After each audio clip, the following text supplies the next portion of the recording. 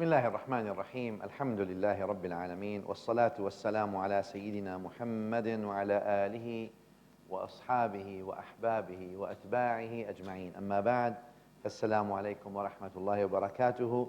We are with number 38 in the book of love, and those who love prepare. Those in love prepare. Those who don't love and don't care don't prepare. Those who don't care don't prepare. But those who care, they love. They care. Straightforward. Your lack of preparedness for a real change. You're not prepared. You want, but you have a wishful thinking, but you're not really prepared. Your lack of preparedness for a real change is depriving you from the real experience. The real experience is there. It's your lack of preparedness, meaning if you prepare, you actually may experience even part of it. Well, what do you mean prepare? What do you mean change so that Allah changes me?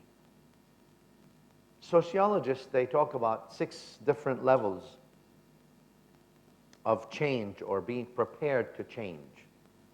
Number 1 is the misdiagnosis, which means what? The reason this is happening to me is not because of me, somebody else's. Got nothing to do with me.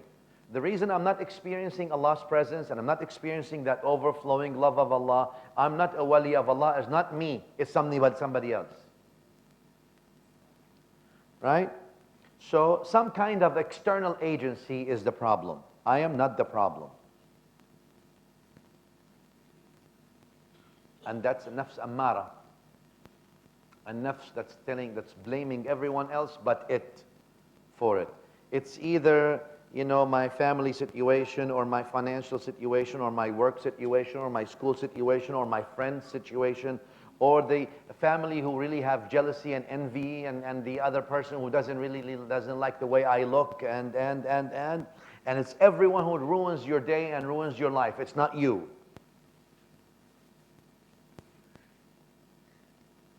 That person is not prepared to change because they don't see themselves as the problem. Everybody else is.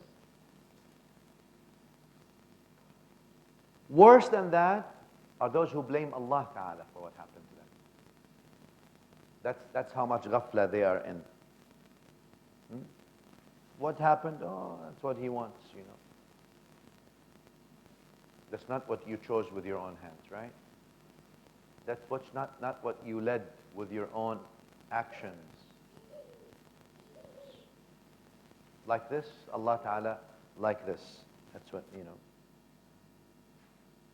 And a lot of our ummah lives in this. Whenever something wrong goes, what do they say? Allah's qadar. Had to happen. Ya Habibi, Allah's qadar will always happen. But Allah's qadar is to enable you to do good things. That's His qadar as well, isn't it? Allah's qadar is not to strip you from the capacity to make a change. Allah's qadar to empower you to make a change. Inna Allah la yughayyiru ma biqawmin hatta yughayyiru ma bi anfusihim, as He said. Allah does not change people until they change themselves. He empowers you to change. What are you doing about it? It's not that you go to the cliff of a mountain and you throw yourself and you say, let me see if Allah's qadar for me is to die or not to die. If His qadar for me to die, then I will die.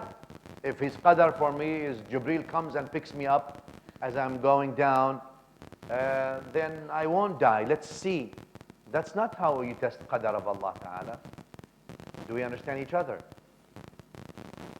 Your lack of preparedness for a real change is depriving you from the real experience. You're not prepared. You want to blame.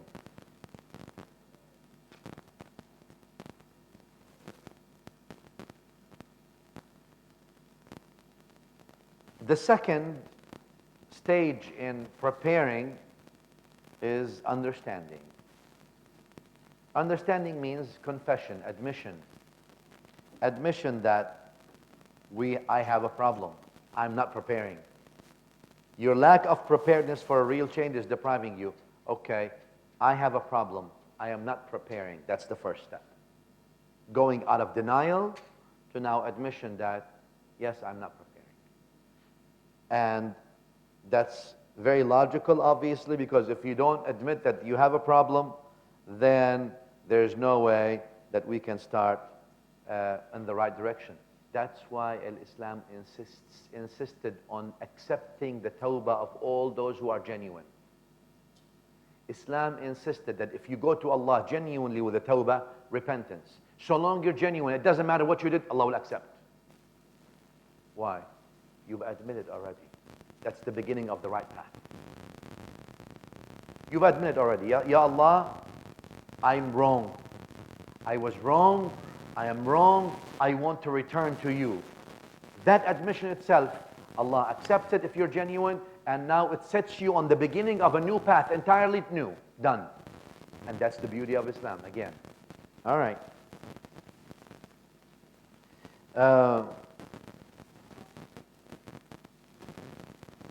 Number 3.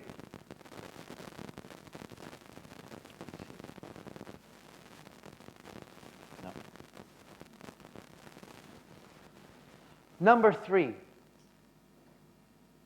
is starting to prepare. So now we've gone to admission, from denial to admission. There is a problem. All right, good. Let's now prepare. Number 3 is the beginning of preparation with a plan. What do you mean a plan?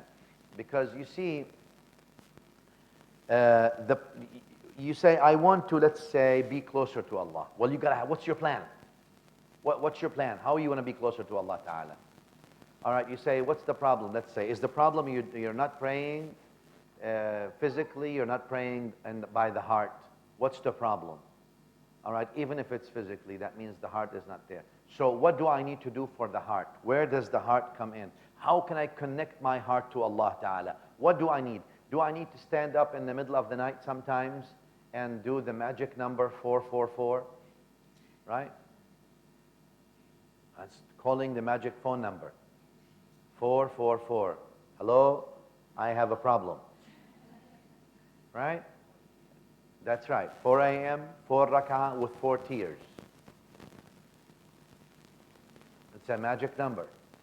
You call, answers will be given.